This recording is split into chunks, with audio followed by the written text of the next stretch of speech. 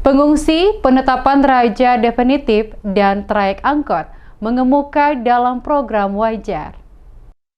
Program Wali Kota Jumpa Warga edisi Jumat yang diadakan pada lokasi pelataran depan Balai Kota Ambon didominasi pelaporan warga soal jalur trayek angkutan umum, penetapan raja definitif, dan bantuan bagi korban bencana alam. Penjabat Wali Kota Ambon, Podwin Watimena, saat hadir langsung mendengar apa yang disampaikan oleh warga Kota Ambon, menyampaikan beberapa hal diantaranya ditegaskan Podwin soal penetapan raja definitif yang hingga saat ini masih terjadi pro kontra di beberapa negeri adat dalam Kota Ambon. Harus dapat diselesaikan secara internal oleh pemerintah negeri masing-masing. Watimena kembali mengingatkan bahwa pemerintah tidak memiliki kewenangan untuk mengatur dan menentukan raja pada setiap negeri adat. Sehingga diharapkan semua pemangku kepentingan yang ada di negeri adat dapat menyelesaikan persoalan secara arif dan bijaksana, agar selanjutnya tugas pemerintah hanya siap melakukan pelantikan. Sementara soal hak-hak pengungsi yang disampaikan warga dalam program Wajar, kata Podwin, bukan hanya menjadi tanggung jawab pemerintah Kota Ambon, namun juga ada tanggung jawab pemerintah provinsi hingga pemerintah pusat.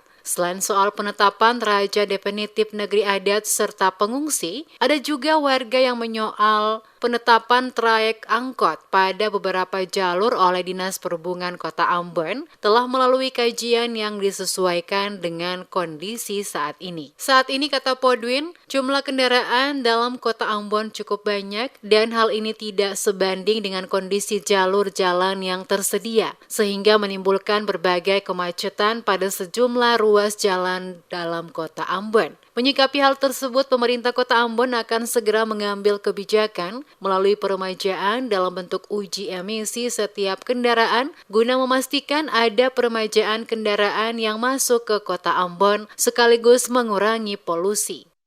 Duduk di badan sendiri. Pertanyaannya hari ini, kalau badan sendiri itu dianggap oleh masyarakat tidak mau kiri siapa-siapa, tahu apa yang terjadi di negeri coba. Iya toh? Sendiri pun dalam melaksanakan tugasnya sebagai perwakilan dari SOA mesti mendengar apa aspirasi dari mata-mata rumah yang ada di dalam SOA itu. Itulah mekanisme. Tapi kalau masyarakat sudah tidak percaya sendiri juga tidak dalam melaksanakan tanggung jawabnya, tidak lagi peduli dengan aspirasi masyarakat, ya kami tetap ada tunjuk pejabat terus sampai 100 tahun, tidak masalah bagi kami.